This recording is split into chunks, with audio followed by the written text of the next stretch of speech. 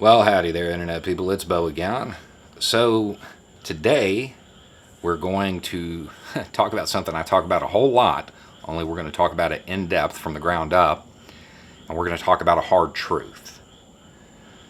The reason we're going to break everything down like this is because I had somebody tell me that, yeah, I talk about this all the time, but I've never broken it down all the way. And the only reason that they even know what I'm talking about is because they know where I took the template from. And that's fair. That is where I took it from. And then the hard truth. The hard truth, and this is going to be hard for a lot of people to accept, especially in the United States. Voting is the least involved and least effective method of civic engagement. It is literally the bare minimum you can do. We cannot be surprised our government behaves the way it does when we really only hold it to account every 2 or 4 years. During that time, they have free reign. Of course, they're going to behave the way they do. They have no accountability. So, what's the most you can do? Be actively involved. Be actively involved in your community, a community network. So, what's the theory behind this? We're going to start there. It is a network of people who have committed to making their community better. That is their only overt commitment. That's what they're saying. Now, they may be in it for a specific cause, like they may be wanting to deal mostly with food security. But when they join this little group, the only real mission statement is to strengthen the community, to make the community better, period. Don't make it too specific because you want to be adaptable. A network like this can produce immediate change, immediate results. It can reduce reliance on government, therefore making the government less powerful. It can make your community stronger as people tend to rely on each other. It lessens the effects of bad governance because you can deal with things yourself. It also generates power if you want to engage in electoral politics. So, that's a whole lot of stuff. How does it do this? Because the network isn't the government. It can circumvent red tape. It is more flexible because it doesn't have a super defined mission. It can confront issues directly, and it can produce immediate results. You want examples? Imagine there is a pothole in the road in front of your house. You can contact the city council and have them contact Public Works, and hopefully a requisition gets put in, and eventually, maybe if they find the right address, they will come out and fill it. Or you can walk out there and fill it yourself. Which one is going to get done first? Same thing, a playground. Well, it's rusty and not painted anymore. You can ask the county commission to do something about it, and maybe they'll approve the funds, and maybe eventually they'll get somebody out there. It'll probably take 6 months to a year, or you can walk out there with your sander and some spray paint. The idea of pooling resources to accomplish something that the community feels is important is something everybody watching this is aware of. We all know what GoFundMe is. That's what it is. That's a digital community network. No specific mission, just, in theory, helping people achieve their goals. Okay, so what's the makeup of one of these groups? You have your A group. Your A group, those are the people that are most active. Okay, those are the people that are involved in this every day or every week, every month, however you structure it. It normally starts with a group of friends who are kind of close, but not super close, and we'll get to why here in a minute. Co-workers, people from your religious institution, whatever. The ideal number is 12. You can start with less. You can have more. But in my experience, the ideal number has been 12. Each one of those 12 people has friends who are going to be supportive of what they're doing, but they're not going to be active every day. Okay? Those people that you can call on to occasionally assist, that's your B group, your support group. This is why it's important for those initial 12, that initial group, not to be super close, because if they are, they're going to share friends, and it's going to cut down the number of people in your support group. Now, as the A group becomes more active, people are going to want to join, especially those from the B group. They're going to want to become more active when they see it produce results. It always happens. Eventually, your group grows in size. When it hits about 18, normally, it organically splits into two groups, naturally. Okay? When that happens more than once, so you have 18 that splits, and then they both grow up to 18 again, and they split again. At this point, you need a C group. And that's your command group, control group. Each A group that exists designates one person to talk to the other designees from the other A groups. This could be as simple as a Facebook chat. But just to keep everybody on the same page. And it also helps everybody share their B groups, those people that can support. It increases the effectiveness of the groups. Now, if you used to live around Fort Bragg and all of this sounds really familiar, yeah, that's where I stole the template. ODA, ODB, and ODC. That's what they are. Next term is going to sound really familiar too. Force multiplication. When you're recruiting, as you get more active and as you become more involved, you're going to specifically identify things that are need special attention within your community. And you're going to want to specifically recruit people that are good at that particular thing. As an example, let's say food insecurity is something that's big in your area. You have a big problem with this. You're probably going to want to actively recruit somebody who works at a food pantry or in a farmer's market. Because not just do you have somebody now that is really familiar with these issues, you have access to their B group. Because whether or not people realize it, everybody has a B group. Everybody has those people that they can call on for support. Hopefully.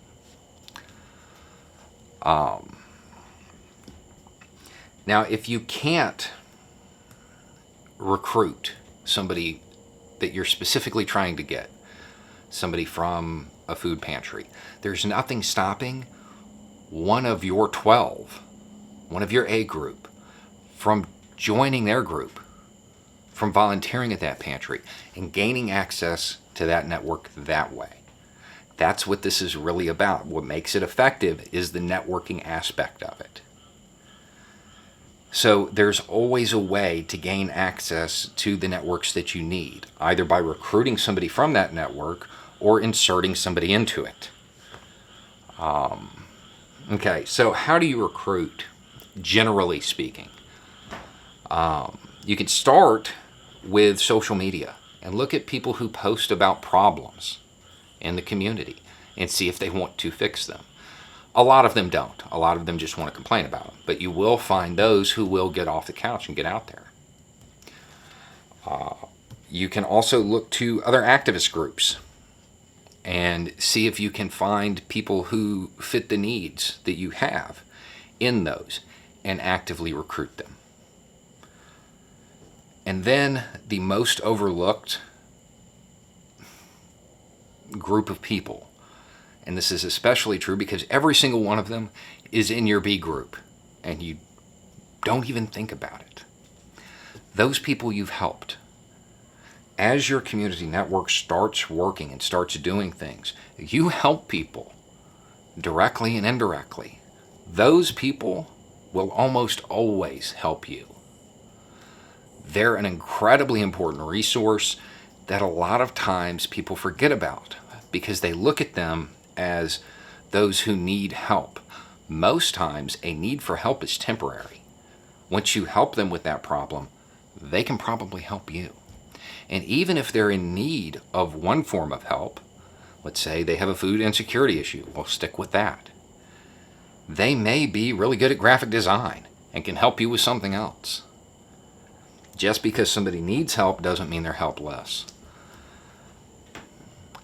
Now, one important thing to remember is that the people in your group do not have to be 100% ideologically aligned. All they have to commit to is making the community stronger. My group is populated entirely by left-leaning anti-authoritarians and small government conservatives. Two people who you would think would never talk to each other. That's the entirety of my group. And it's worked for a very long time, because it sounds weird, but those groups of people are natural allies at the community level. They only become opposition when you get to national level stuff, generally. Okay, now, whether you're in an urban area or a rural area determines a whole lot about how you operate. In a rural area, as an example, you don't need a name for your group because everybody knows everybody. Out here, our group does not have a name, okay? And you don't take credit for what you do. You don't have a Facebook page talking about the things that you do. You don't need to, because you're in small towns and everybody talks. In fact, if you had a Facebook page talking about the stuff that you did, people wouldn't like it. However, if you don't talk about it, other people will, and they'll want to support it, and they'll know who to contact if they need help. In an urban area, you can't do that. There's too many people. So the first thing I would do in an urban area is limit your area of operations to one neighborhood. Okay, you're not going to be able to do the whole city. One area, and pay specific attention to that. And as you get that community support, you will get more people. When your A group becomes 2A groups, well, then you can widen out and take on a larger area. This plays into the whole force multiplication thing, and it helps you get to a point where you can affect real change pretty easily. In rural areas, your area of work is not governed by 10 square blocks. You're talking about miles. We have done stuff, 60, 70 miles away, because it's a very rural area out here. You got to go that far to get to people. Let's see. Either way, the organizations themselves, your little groups, they grow with community support. The more support you get, the more stuff you do, the more people will support you. Once you have community support, you can affect a lot of change very quickly.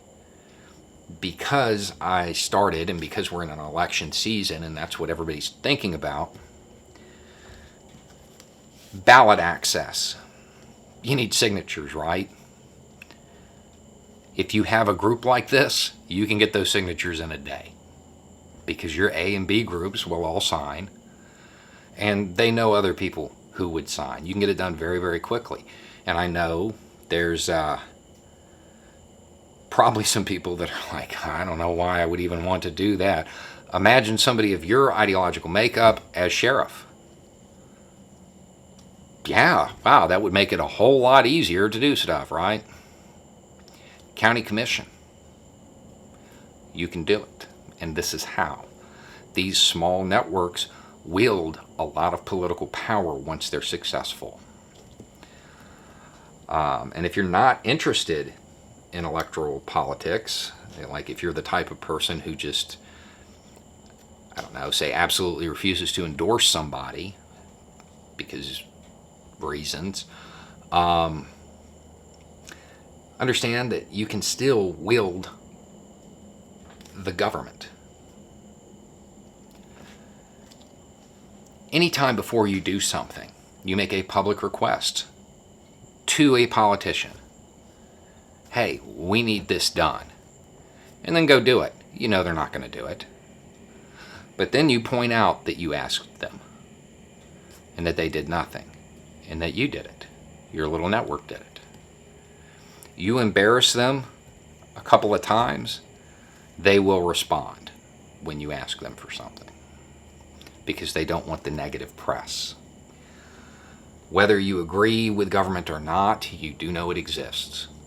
So if you have the ability to exert some influence over it for good, maybe you should.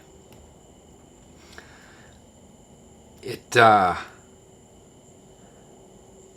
doesn't matter what your goal is, what your long-term ideological goals are. It doesn't matter where you sit on the political spectrum. This makes your local community stronger. That's always good. That is always good. There's never a downside to that. This helps get people involved in a hands-on way in fixing their community. And it's adaptable. Don't come up with some specific mission statement. Be very general. Just better your community, that's it. And that allows you to flow into a whole bunch of different stuff. And the more you strengthen it, the better it is for everybody. Anyway, it's just a thought. Y'all have a good day.